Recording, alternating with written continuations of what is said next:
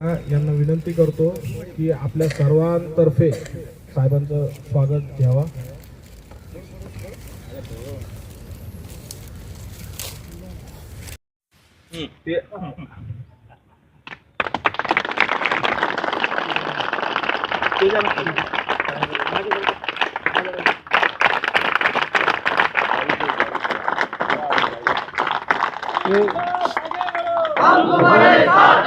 आणि मला वाटतं शाल आणि सत्कार दिलाय साहेबांना. खरे मानकरी साहेब ह्याचे की साहेबांना अशी वागायची चाल पाहिजे.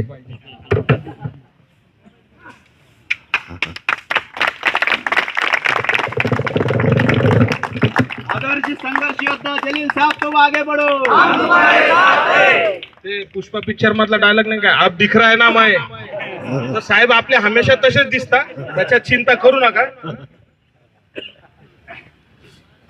साहेबांनी सत्कार केला म्हणजे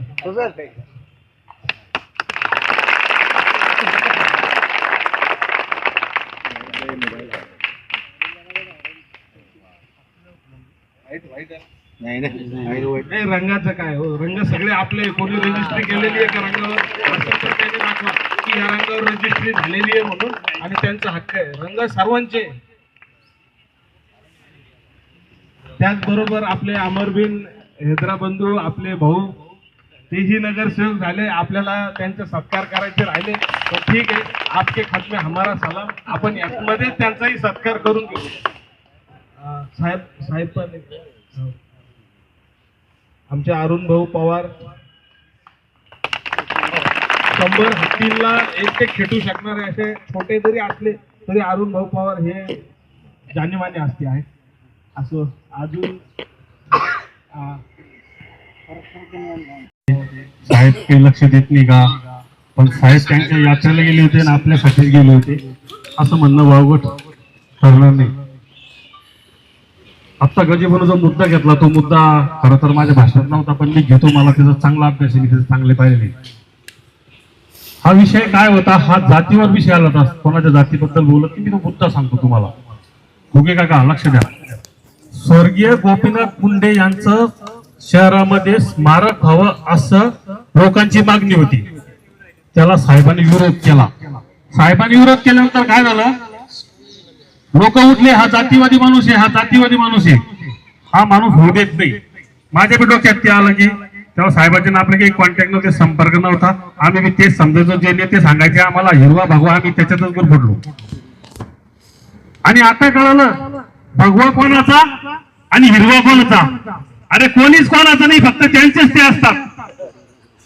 मी प्रत्यक्ष पाहिले आणि कसे लोक आपल्याकडे मिळवले. बरेच आपण प्रयत्न केले आणि खूप मोठं मतदान आपण दिलं साहेबाला, खूप मोठं मतदान दिलं. पण त्याच्यात आपलं यश नाही आलं. ते आपलं नशीब खराब समजा. आज आपण जे पदावर आहे त्यांचं काम करतात, पण त्यांना करायला पाहिजे. हा माणूस पदावर नसताना सुद्धा आपलं काम करत आहेत, आपल्यासाठी वेळ देत आहेत. आणि या माणसानं शब्द दिला आपल्याला की जोपर्यंत तुमचे एकनाथ शिंदे साहेबांना आपण भेटण्यासाठी किती प्रयत्न केला होता की नव्हता. एअरपोर्ट मध्ये फक्त इम्तियाज जलील साहेबांमुळेच आपल्याला तिथं भेटण्याला व आपली बाजू मांडण्याला तिथं वेळ मिळाला, तेही साहेबांमुळे. भूमी अशी, मी थोडक्यात संपवतो. मी बोलायला तुम्हाला माहिती, मी खूप बोलू शकतो. मी थोडक्यात संपवतो की साहेब आपण आपली तीव्रता कुठेही कमी करू नका. कारण की काय, सूर्यावर किंवा आभाळावर थुकणारे लोक भरपूर आहेत, पण ते थुकल्याला कुठे पडतात, त्यांच्याच तोंडावर जाऊन पडतो. हे आम्ही पाहिलेलं आहे. आणि चिंता करू नका साहेब, तुम्हाला जातीवाद्याचा दर्जा देणाऱ्या लोकांना आम्ही जशाल तसे उत्तर द्यायला समर्थ आहोत. आम्ही जेव्हा म्हणू तेव्हा आम्ही हजर आहे. पैसे असा नाहीये की साहेब तुम्ही आम्हाला 3 वर्षापासून साथ दिली म्हणून. नाही साहेब, आमची आणि तुमची नाळ जुळलेली आहे. तुम्ही आमचे रक्ताचे नाहीये, पण तुम्ही आम्ही त्याच्याही पलीकडचे आहात साहेब तुम्ही आम्ही. कारण की माणूस त्या माणसाला कधी विसरत नाही, जो माणूस आपल्याला आपल्या खराब वेळेमध्ये साथ देतो. आणि माननीय साहेबांनी आपल्याला त्या खराब वेळेमध्ये साथ दिलेली आहे. आज आपण कित्येक संस्था पाहिल्या बंद पडल्या, त्यांना कोणी वाली नाही आहे. मी नाव नाही घेत, पण अनेक संस्था आहेत, त्यांना कोणीच नाही हो, चालवायलाच कोणी नाही. सुटले लोक, काही आमदार होते मध्ये गेले, सुटले, काय झालं कोणाचं काय नाही झालं. पण इथे इम्तियाज जलील साहेबांमुळे आजही कोण मध्ये तुम्हाला सगळ्याला माहिती आहे की नाही. ठीक आहे, एखाद्या केस मध्ये जामीन झाली असेल, पण तुम्ही टेन्शन ना घेऊ त्या बाबतीमध्ये. तर असो, मी माझे 2 शब्द संपवतो आणि साहेबांना तीच विनंती करतो की साहेब, ह्या पावसाळा संपेपर्यंत आहे ना, ह्यांना तरी पावसात वाढवा तुम्ही.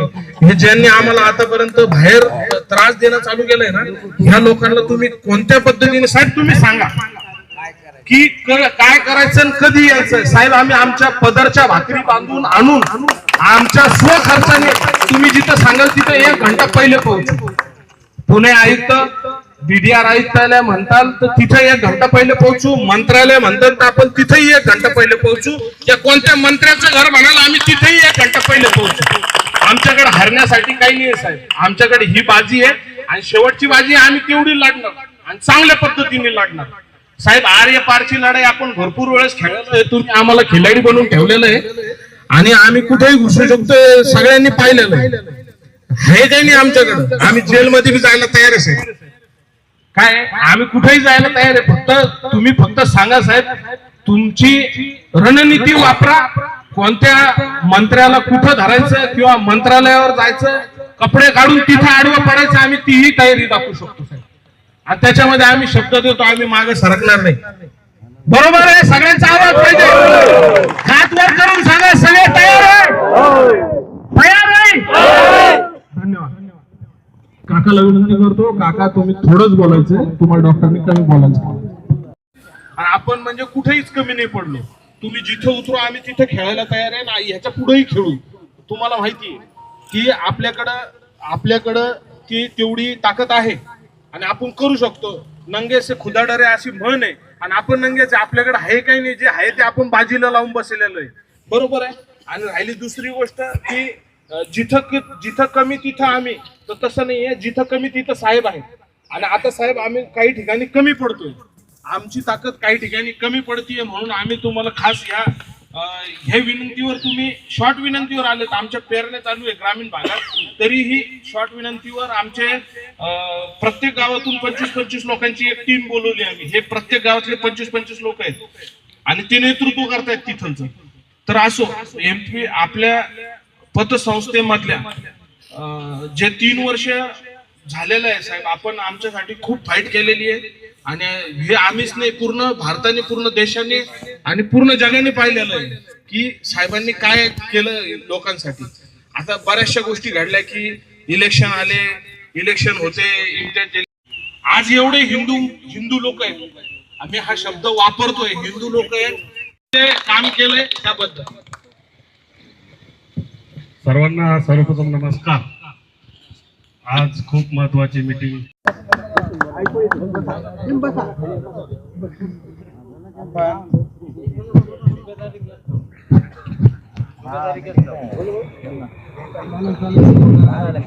आपण सर्वजण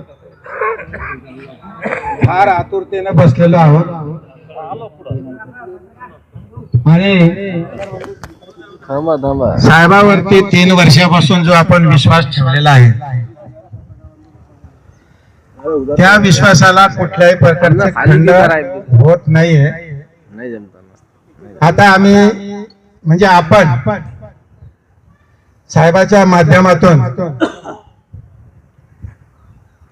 एक तर सहकार मंत्री बाबासाहेब पाटील महाराष्ट्र राज्याचे मंत्री आहे, त्यांच्याकडे एक धडक मोर्चा म्हणाव किंवा एक शिष्टमंडळ म्हणाव, त्या पद्धतीने आपण साहेबाच्या आदेशानुसार आणि आपल्या सहमतीनुसार आपण त्याचं नियोजन केलेलं आहे. त्यानंतर डायरेक्ट मंत्रालयामध्ये ते सुद्धा साहेबाच्या नेतृत्वामध्ये आपण मंत्रालयात जाणार आहे. अगोदर साहेबाच्या नेतृत्वात शिष्टमंडळ बाबासाहेब पाटील यांना भेटणार आणि त्यानंतर डायरेक्ट मंत्रालयामध्ये एंट्री मारण्याचा प्रयत्न आम्ही करणार आहोत. यात आपण सर्व तयार आहेत का? मंत्र्याच्या घरी जाण्यासाठी तयार आहात का अहमदपूरला? हे नियोजन मी अगोदर जवळपास साहेब आज यात्रेला जाण्यापूर्वी केलेला होता, परंतु साहेब आज यात्रेला गेले आणि तिथून काही चांगलं घेऊन, जसं आपण देवाला जातो, पंढरपूरला जातो, तुळजापूरला जातो, वैष्णोदेवी जातो किंवा द्वारका जातो, सोमनाथ जातो, त्या प्रकारे साहेबांनी त्यांचं फार मोठं एक त्यांच्या धर्मानुसार जो धर्म मोठा आणि त्यांचं धर्मस्थान मोठं आहे, त्यात फार मोठी एक शक्ती निर्माण करून दिलेले आमच्या इम्तियाज जलील साहेबाला, आणि त्याच बुलंद आवाजाने परत साहेब बुलंद आवाज उठवणार आहे अशी मी साहेबाला विनंती करतो आणि माझे 2 शब्द संपवतो.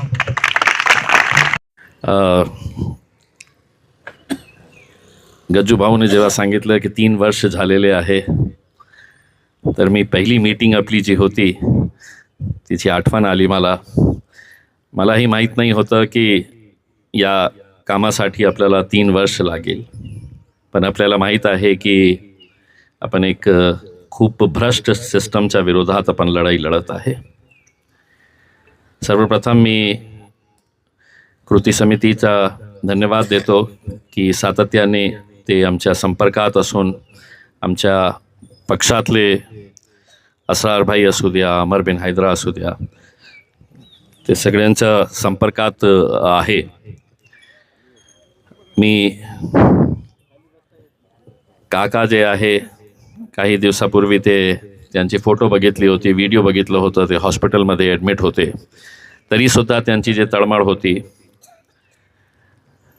मी आपल्या सर्वांना खूप खूप धन्यवाद देतो की तुम्ही सातत्याने आमची हे जे लढाई आहे याच्यामध्ये जेव्हा जेव्हा आम्ही बोलवले तुम्हाला, खूप मोठ्या संख्येने तुम्ही उपस्थित राहिले. जेव्हा असरार भाऊने मला सांगितलं की आपण एक मीटिंग घेत आहे सुभेदारी गेस्ट हाऊसमध्ये, तर त्यांनी मला 11 वाजता फोटो पाठवली की साहेब लोक येऊ लागले. नंतर अमर बिन हैदराने एक फोटो पाठवली की साहेब इतके लोक आलेले आहे की आत आपल्याला बसता येत नाही, म्हणून आम्ही लॉनमध्ये बसणार आहे. मला माहीत आहे की मागच्या 3 वर्षापासून आपण जे वाट बघत आहे ते आपले पैसा कधी मिळणार. आता न्यायालयीन लढाई जे आहे ते सुरू आहे कोर्टामध्ये. अनेक आपले जे ठेवीदार आहे, जेव्हा जेव्हा हिअरिंग होती, कोर्टामध्ये केस सुरू असतं, तर अनेक लोक त्या केसमध्ये उपस्थित राहतात आणि त्यांनाही माहीत आहे की कशा एक स्लो सिस्टम आहे आपल्याकडे. 75 लोक ठेवीदार मरणं म्हणजे इतकं सोपी गोष्ट नाही आहे. आणि तुम्ही मला हे सांगत असेल की हे 75 लोकांचा मृत्यू झालेला आहे, मी हे सांगणार आहे की हे 75 लोकांची हत्या झालेली आहे आणि हत्या करणारे हे महाराष्ट्र सरकार आहे. सरकारमध्ये बसलेले मंत्री असू द्या, अधिकारी असू द्या, कोणत्या दुसऱ्या देशामध्ये विदेशात अशा प्रकारची हत्या झाली असती तर अनेक अधिकारी आणि मंत्री जेलमध्ये बसले असते. पण आपल्याकडे गरिबांसाठी काय सिस्टम आहे हे मागच्या 3 वर्षापासून मी पण बघत आहे, तुम्ही पण बघत आहे. पण ठीक आहे, दुसरे पतसंस्थांचा आपण जेव्हा उल्लेख करतो त्यांची काय परिस्थिती आहे, म्हणजे इतकं मोठं प्रकरण बीडमध्ये घडलं होतं, हजारो कोटी रुपयांचं प्रकरण आहे. काही दिवसासाठी ते जेलमध्ये गेले, बाहेर आल्यानंतर एका पक्षामध्ये त्यांनी एंट्री घेतली, त्यांचा सत्कार करण्यात आलं. का? की त्यांच्याकडे ठेवीदारांचे पैसे आहे, खूप पैसे आहे. ज्यांनी ते पैसे खाल्ले त्यांनाही माहीत आहे की मला हे पैसे परत करायचे नाही आहे आणि आता तर करायचंच नाही आहे, कारण मी एका मोठ्या पक्षामध्ये आता प्रवेश घेतलेला आहे. मला जे संरक्षण पाहिजे होता सरकारकडून ते संरक्षण मला आता मिळालेलं आहे. आपल्याला या गोष्टीचा तर एक आनंद व्हायला पाहिजे की आदर्शचे जितके मोठे मोठे चेअरमॅन असू द्या, डायरेक्टर्स असू द्या, बहुतेक आज हर्सुल जेलमध्ये आहे. किती प्रयत्न ते करत आहे बाहेर येण्यासाठी. ठीक आहे, न्याय प्रणाली आहे, न्याय व्यवस्थामध्ये तुम्ही कितीही मोठी हत्या केली, कितीही मोठा जुर्म केला, तरीही काही काळानंतर कोर्ट म्हणतो की नाही आम्हाला त्याला बेल द्यावंच लागतं. पण आपण एक जो लढा सुरू केला होता, आज खूप सारे आदर्शचे डायरेक्टर्स आणि चेअरमॅन जे आहे ते आतापर्यंत जेलमध्ये आहे. पण ते जेलमध्ये असो किंवा बाहेर असो, आपला मुद्दा काय आहे? आपला मुद्दा एकच आहे की आपले पैसे परत मिळायला पाहिजे. आता सुरुवात त्यांनी केली 10,000 रुपयेपासून 25,000 आणि 50,000 पर्यंत गेलेले आहे. जे जे लोकांचे 50,000 रुपयेपर्यंत होते, ठीक आहे, त्यांना मिळालं. पण ज्या लोकांचे लाखो रुपये आहे त्यांच्या बाबतीत काय? अजून किती वर्ष त्यांना वाट पाहावं लागणार आहे? आपण फक्त आकडे गिनत राहणार आहे का की 10 मेले, 20 मेले, 25 मेले, 50 मेले, 75 मेले? कधी ऐकलं, कधी बघितलं कोणत्या न्यूजपेपरमध्ये, कोणत्या चॅनलमध्ये, कोणत्या मीडियामध्ये की आजपर्यंत आदर्शचे 75 ठेवीदारांची हत्या झालेली आहे? का?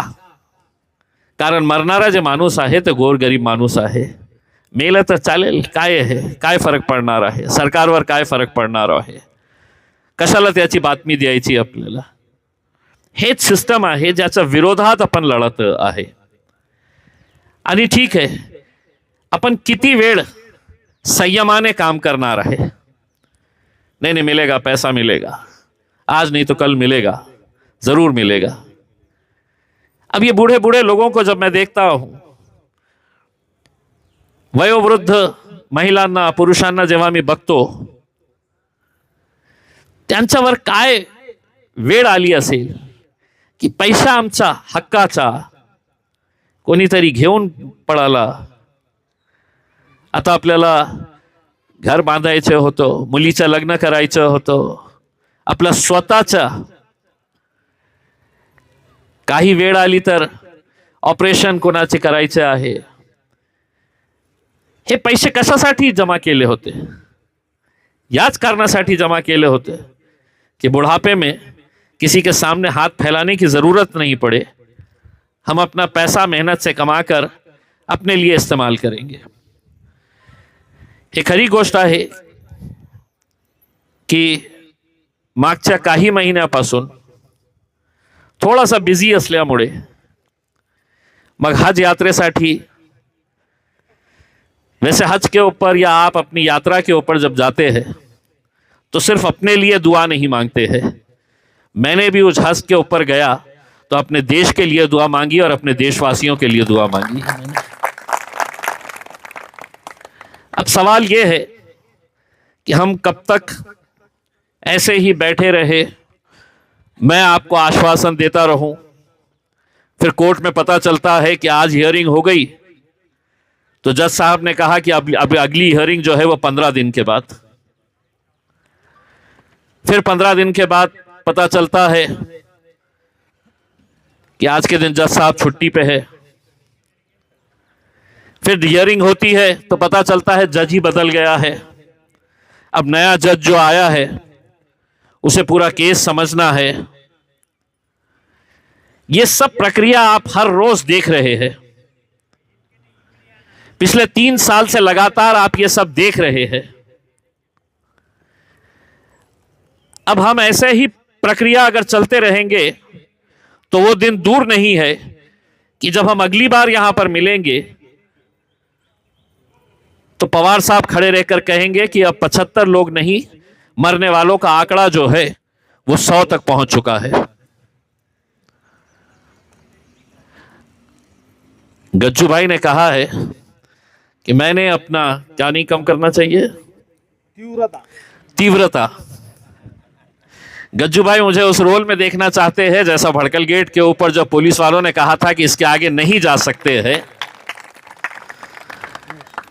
बड़ी बड़ी पुलिस की टीम वहां पर आकर खड़ी हो गई थी और उन्होंने कहा था कि हम तुमको यहां से आगे नहीं जाने देंगे। इसलिए नहीं जाने देंगे कि बड़े बड़े मंत्री महाराष्ट्र के, मुख्यमंत्री महाराष्ट्र के यहां पर आए थे, वो एसी के रूम में बैठे हुए थे और चर्चा कर रहे थे, और हमारा गरीब ठेवीदार जो है वो रोड के ऊपर खड़ा हुआ था। जब पुलिस वालों ने कहा कि हम तुमको यहां से आगे जाने नहीं देंगे, तो मैंने उनसे कहा था कि तुम तुम्हारी ताकत लगाओ, हम हमारी ताकत लगा के वहां पे पहुंच के बताएंगे करके उसने। और आखिर मजबूरन महाराष्ट्र के दो मंत्री, आपको याद होगा आम खास मैदान के सामने आकर उन्होंने आश्वासन दिया था। गिरीश महाजन साहब थे उसमें, दिलीप वळसे पाटील साहब थे, दोनों भी कैबिनेट रैंक के मंत्री आकर आपके सामने खड़े रहकर आपको आश्वासन दिए थे। उसके बाद हमने जब एक मीटिंग एयरपोर्ट के ऊपर करे थे, बोले नहीं एयरपोर्ट पे नहीं जा सकते हैं करके, आप नहीं मिल सकते हैं एयरपोर्ट के ऊपर। मैंने अकेले जाके है तो मुख्यमंत्री उप मुख्यमंत्री साहब से मिलना, एकनाथ शिंदे साहब आए थे, मैंने कहा कि मैं अकेले नहीं जाऊंगा, ये सब मेरे साथ में रहेंगे तो ही मैं जाऊंगा करके। तब एयरपोर्ट के अंदर मीटिंग का आयोजन किया गया। फिर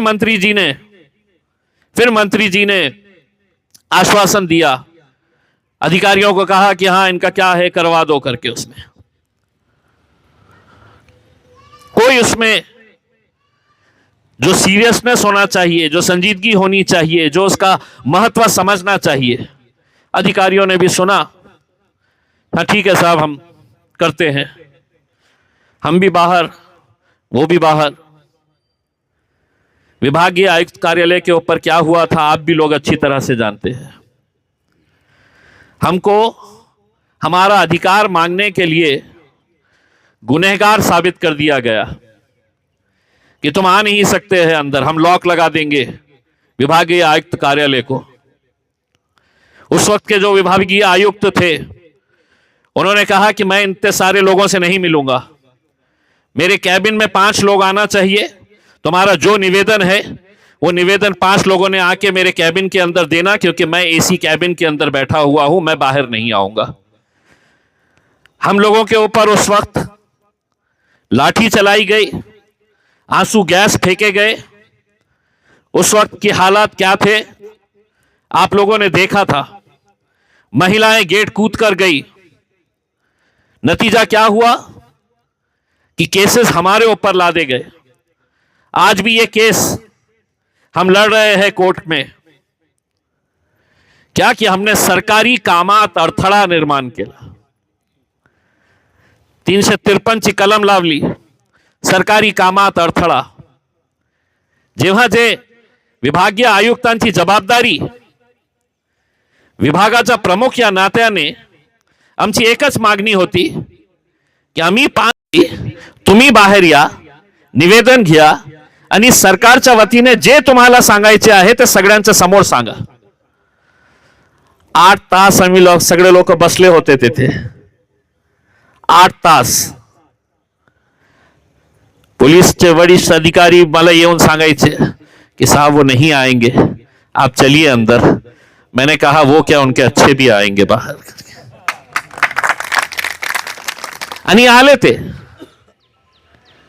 पण काय झालं का त्याच्यानंतर की ठीक आहे निवेदन घेतलं त्यांनी, आता जे काही झालं ते झालं।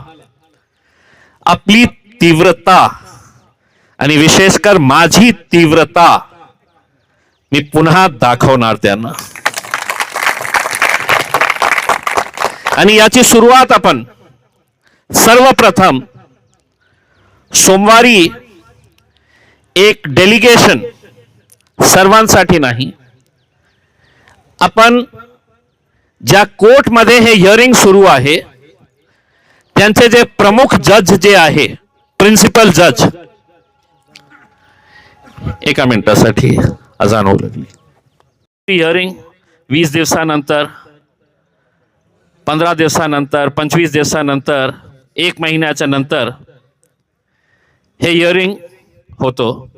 आपली मागणी काय असणार आहे की आम्ही तुम्हाला विनंती करायला आलो की या केसच्या हिअरिंग जे आहे ती दररोज घ्या. तुम्ही डेली बेसिसवर याची हिअरिंग घ्या. डेली बेसिसवर याची हिअरिंग घेऊन लवकरात लवकर याचा निकाल कसा काढता येईल याच्या बाबतीत आपण त्यांच्यासोबत चर्चा करू. आता एक गोष्ट हे राहिलेली आहे की न्याय प्रणाली आहे, न्याय व्यवस्था आहे, आपण त्याच्यामध्ये जास्त हस्तक्षेप करू शकत नाही. पण आपण हे विनंती करू शकतो त्यांना की फास्ट ट्रॅक कोर्ट जसं असतं त्या फास्ट ट्रॅक कोर्ट प्रमाणे हे आदर्श ठेवीदारांचा जे केस आहे ते कोर्टामध्ये चालायला पाहिजे. आता हे एक न्यायाच्या बाबतीत आहे. आता जे अधिकाऱ्यांचा रोल आहे, पोलिसांचा रोल आहे, DDRचा रोल आहे, ते आपल्याला कॉपरेट करत आहे का? त्या जितकं गतीने काम करायला पाहिजे ते काम करत आहे का? तर उत्तर येईल की नाही. आता जे काकांनी माझ्या हातात दिलेले आहे त्याप्रमाणे तहसीलदार कन्नड यांच्याकडे 64 प्रकरण प्रलंबित आहे, 64. तहसीलदार सिल्लोड यांच्याकडे 50 प्रकरण प्रलंबित आहे. तहसीलदार पैठण यांच्याकडे 19. छत्रपती संभाजीनगर तहसीलदार यांच्याकडे 25 आणि खुलदाबाद तहसीलदार यांच्याकडे काही जास्त नाही, एकच प्रकरण आहे. आता का प्रलंबित आहे? कारण हे जे मॅटर आहे ना तुमचं, तुम्ही काय करणार? तहसीलदार साहेब तर खूप मोठे आहे, राहू द्या ते फाईल राहू द्या, आपल्याकडे मोठा दुसरा काम आहे. आता आपण सोमवारी कोर्टामध्ये जाणार. मी आज असरार भाईला आणि कृती समितीला सांगतो की आजच्या आज जिल्हाधिकारी साहेबांना एक पत्र द्यायचं की बुधवारी आम्ही तुमच्या गेटवर धावा बोलणार आहे. आम्ही सगळे ठेवीदार येणाऱ्या बुधवारी 11 वाजता आपण जिल्हाधिकारी समोर इकट्ठा होऊ आणि आम्ही जिल्हाधिकारी साहेबांना विनंती करणार आहे की हे सगळं तहसीलदारांना तुम्ही त्या दिवशी बोलवा. हे प्रलंबित का आहे आमच्या समोर चर्चा करा. पोलिसांचे अधिकारींनाही बोलवा. कारण आम्हाला असं सांगण्यात आलेलं आहे की जेव्हा कोणती प्रॉपर्टी सीज करण्यासाठी जायचं असतं तर अनेकदा असं झालेलं आहे की पोलिसांनी असं उत्तर दिलेलं आहे की आम्ही तुम्हाला संरक्षण देऊ शकत नाही, सिक्युरिटी देऊ शकत नाही आहे. कारण त्यांची सिक्युरिटी कशासाठी लागलेली आहे? कोणत्या मंत्रीचा जीव वाचवण्यासाठी, त्यांची सभा कुठे चालली असेल तर त्यांच्या मागे गाड्या धावण्यासाठी हे पोलीस चाललेली आहे. आता हे 2 महत्वाचे काम आपल्याला करायचे आहे. सोमवारी फक्त काही ठराविक कृती समितीचे लोक, काही महिला, आपण प्रिन्सिपल जजकडे जाऊ. मी स्वतः असणार आहे आणि बुधवारी आपली तयारी आहे तयारी पूर्ण ताकदीने. कुछ है तो नहीं त्योहार ये वो कुछ है नहीं ना? काहीच नाही. 1 तारीख चालेल ना सगळे? हा, सण असला तरी येऊ. कारण आपल्याला सण साजरा करायचा आहे, एकत्र साजरा करायचा आहे. नंतर पैसे मिळाल्यानंतर आपण सण साजरा करू. तर हे बुधवारची जे जिल्हाधिकाऱ्यांची जे नोटीस आहे ते आजच आपण जिल्हाधिकाऱ्यांना पाठवणार आहे. आणि खूप तक्रारी DDR ऑफिसचीही आहे. काकडे साहेबांनाही आपण त्या मीटिंगमध्ये बोलवणार आहे. काकडे सर, हां काकडे सर, त्यांनाही बोलवणार. आणि मला असं वाटतं कि आता खूप झालं, बहुत हो गया. अब थोड़ा सा अपनी ताकत दिखाना जरूरी हो गया है. सीधे तरीके से अगर किसी को भाषा समझ में नहीं आती है तो एक कहावत है ना, अगर सीधी उंगली से घी नहीं निकला तो उंगली टेढ़ी करनी पड़ती है उसमें. तो अब थोड़ी सी उंगली टेढ़ी करनी पड़ेगी. बुधवार के दिन अगर हमें संतोषजनक जिलाधिकारी की तरफ से जवाब नहीं मिलता है तो उस दिन ये ऐलान किया जाएगा कि औरंगाबाद छत्रपति संभाजी नगर के अंदर जितने भी मंत्री दिखेंगे वो सभी मंत्रियों का घेराव किया जाएगा. उनके घर के सामने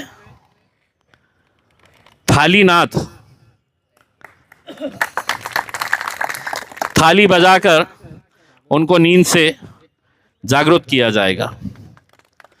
वैसे बुधवार के दिन जिलाधिकारी ऑफिस पे जब आएंगे तो खामोशी से नहीं आना है, अपनी थाली और अपना चमचा साथ में लेकर आना है बजाने के लिए, ताकि जो सो रहे हैं उन्हें नींद से जगाना है. तैयारी सबकी? काका हाँ आहे का नहीं? है तैयारी सबकी? तो बुधवार के दिन सुबह 11 बजे जिलाधिकारी के पास दफ्तर के सामने वहां पर इकट्ठा होना है. पूरी ताकत के साथ. पुरुष है अपने परिवार के सदस्यों को लेकर आओ, महिलाएं हैं अपने पति को, अपने बेटे को, अपने परिवार के सभी सदस्यों को लेकर आओ. काकू, या जगामध्ये अपना हक जो है, अपना अधिकार जो है वो मांगने से अब नहीं मिलता है, छीनना पड़ता है उसे. और वो छीनने के लिए एक मजबूत लड़ाई और हमें लड़ने की ज़रूरत है. इसमें 50,000 वाले जितने भी थे उनका पैसा तो उन्हें मिल गया है, 25,000 वालों का भी मिल गया है. लेकिन मैं आज आप लोगों से अनुरोध कर रहा हूं जिनका पैसा मिल चुका है, चाहे वो 10,000 हो, 25,000 हो या 50,000 हो, तुम्हें मालूम है कि तुम्हारी परेशानी क्या थी, तुम्हारा पैसा तुम्हें मिल गया है. अब तुम्हें इस लड़ाई के अंदर इनके साथ कांधे से कांधा लगाकर खड़े रहने की जरूरत रहेगी. उसके अंदर मेरा मिल गया तो मैं घर जाकर बैठ गया हूं, अब मुझे क्या जरूरत है लड़ने के लिए. इसमें पैसे के लिए वो सभी लोगों को भी आना पड़ेगा और इस आंदोलन के अंदर हमारा सबका साथ देना पड़ेगा. और हमें पूरा विश्वास है कि हम लोग ये लड़ाई यकीनन हम जीतेंगे. यकीनन मैं आपको विश्वास दिला रहा हूं, ये लड़ाई हम जीतेंगे. हम सोचे थे कि पहले 1 साल भर लगेगा, 1.5 साल लगेगा, लेकिन अंदर घुसते गए तो पता चला है कि कैसा एक भ्रष्ट सिस्टम के विरुद्ध हम ये लड़ाई लड़ रहे हैं. इसमें महाराष्ट्र का विधानसभा का अधिवेशन चल रहा है, फालतू बातों के ऊपर चर्चा कर रहे हैं, लेकिन क्या इन ठेवीदारों के ऊपर चर्चा नहीं होनी चाहिए? एक विशेष 4 घंटे, 5 घंटे, 6 घंटे की चर्चा नहीं होनी चाहिए इस मुद्दे के ऊपर? नहीं, चर्चा क्या होगी कि इम्तियाज जलील ने ही भगवी टोपी कशाला घातली.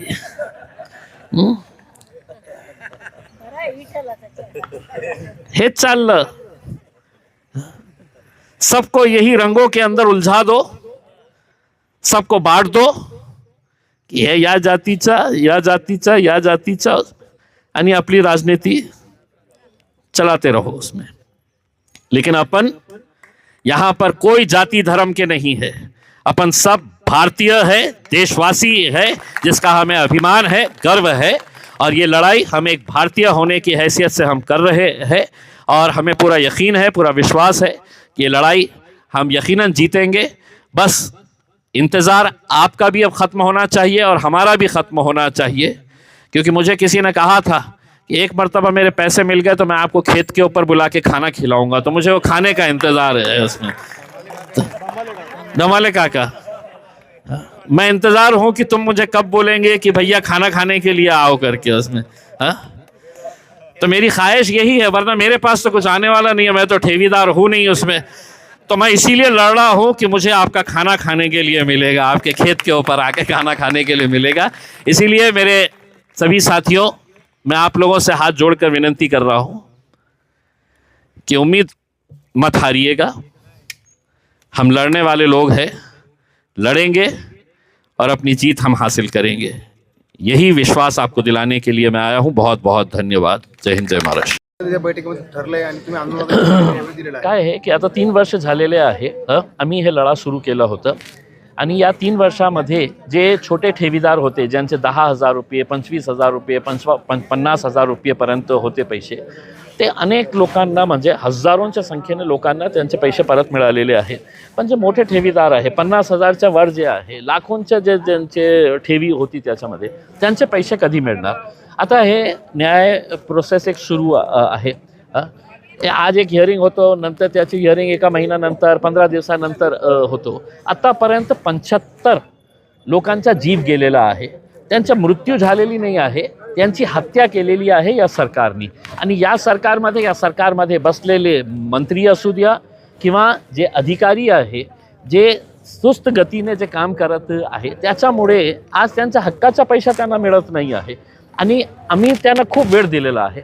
आता आम्ही निर्णय घेतलेला आहे की आमचं आंदोलन आम्ही तीव्र करणार आहे. सोमवारी आम्ही जे प्रिन्सिपल जज आहे त्यांच्याकडे जाऊन एक विनंती करणार आहे की जसं आपण दुसऱ्या केसेसमध्ये फास्ट ट्रॅक केस चालवतो, तसंच आमची विनंती आहे की फास्ट ट्रॅक कोर्टप्रमाणे हे याची हिअरिंग्स घ्यायला पाहिजे आणि लवकरात लवकर त्याचा निकाल काढायला पाहिजे. डेली बेसिसवर का होईना, कारण आपण किती लोकांना, आता सगळं वयोवृद्ध लोक आहे, 80, 85, 90 वर्षापेक्षा जास्त वयाचे लोक आहे. आपण फक्त आकडा गिनत राहणार आहे का की आता 50 मेले, 75 मेले, आता 100 होणार आहे? गोरगरीब आहे, मग त्यांची कोणी दखल घेणार आहे का नाही आहे? मग सोमवारी आम्ही त्यांना भेटणार आहे आणि बुधवारी आम्ही जिल्हाधिकारी कार्यालयाच्या समोर आम्ही मोठा आंदोलन उभा करणार आहे. आम्ही जिल्हाधिकारी साहेबांना विनंती करणार आहे, हे जे 50-50, 65 प्रलंबित केसेस आहे, कुणाच्या हातात आहे? ते तहसीलदार कन्नडच्या हातात आहे, तहसीलदार पैठणच्या हातात आहे, छत्रपती संभाजीनगरच्या तहसीलदारकडे आहे. हे जे प्रलंबित प्रकरण आहे ते का निकाली काढण्यात येत नाही आहे? का त्याला प्राधान्य देण्यात येत नाही आहे? मग जेव्हा कोणाची प्रॉपर्टी सीज करायला जायचे आहे तर पोलीस म्हणतो की आम्ही तुम्हाला सिक्युरिटी देऊ शकत नाही आहे. काय सिक्युरिटी फक्त मोठ्या लोकांसाठी आहे, मंत्र्यांच्या मागे गाडी लावण्यासाठी आहे, हे गोरगरिबांसाठी नाही आहे का? तर आम्ही बुधवारी हे एक मीटिंग घेणार आहे आणि समजा बुधवारी आम्हाला समाधानकारक उत्तर मिळालं नाही, कारवाई आम्हाला दिसली नाही, तर आम्ही याच्या पुढे जे मंत्री आम्हाला दिसेल त्याचा घेराव आम्ही करणार आहे. राजकीय प्रश्न आहे. नुकतेच ठाकरे सेनेतून फुटून गेलेले जे 6 खासदार, त्यातील एक खासदार संजय पाटील यांनी मीडियाला धमकी दिल्याचं प्रकरण समोर आलेलं आहे. शिवीगाळ देखील केलेली आहे आणि संपूर्ण राज्यात हे प्रकरण सध्या आता गाजते. मला काही आश्चर्य वाटलं नाही आहे. एका निवडून आलेला खासदार जेव्हा ओपनली कॅमेऱ्याच्या समोर धमकी देतो, कॅमेऱ्याच्या समोर हे म्हणतो की मी काय आहे, मी किती दादा आहे, मी किती हत्या केलेली आहे, मी कुणालाही अस्पताल किंवा कब्रस्तानमध्ये पाठवू शकतो, अशा प्रकारच्या भाषा वापरणारे जे लोक आहे आज सत्तामध्ये बसलेले आहे आणि त्यांना कुठल्याही प्रकारची भीती वाटत नाही आहे. या कारणाने की कारण त्यांचे जे मायबाप आहे ते सुद्धाही क्रिमिनल ॲक्टिव्हिटीजमुळे ही पुढे आलेले आहे. तर बोलते नहीं क्या, जैसा ये है तो नीचे वाली फसल भी वैसी ही उगी है उनकी. सगळे क्रिमिनल्स जेव्हा इकट्ठा होतं तर अशा प्रकारची भाषा आपल्याला ऐकायला. हे प्रश्न तुम्ही मला विचारण्याच्या ऐवजी तुम्ही या महाराष्ट्र राज्याचे मुख्यमंत्री, ज्यांच्या हातात मंत्रालय आहे, पोलिसांचे वरिष्ठ अधिकारी, त्यांना विचारा की आज अशा प्रकारची भाषा इम्तियाज जलीलने वापरली असती तर पोलीस आत्ता माझ्याकडे आली असती आणि मला गाडीमध्ये बसवून मला जेलमध्ये पाठवली असती. मग नियम सगळ्यांसाठी वेगळा आहे का?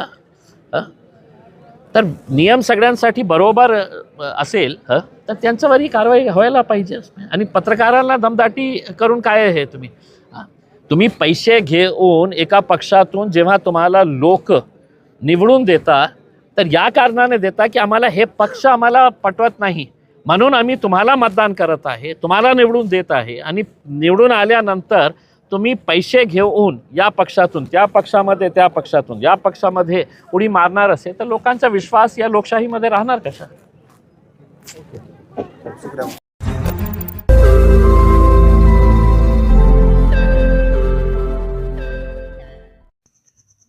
रोज नई खबरों को देखने के लिए हमारे औरंगाबाद समाचार चैनल को सब्सक्राइब कीजिए और नोटिफिकेशन पाने के लिए हमारे बेल आइकन को दबाइए ताकि हर खबर की नोटिफिकेशन आपको मिलती रहे।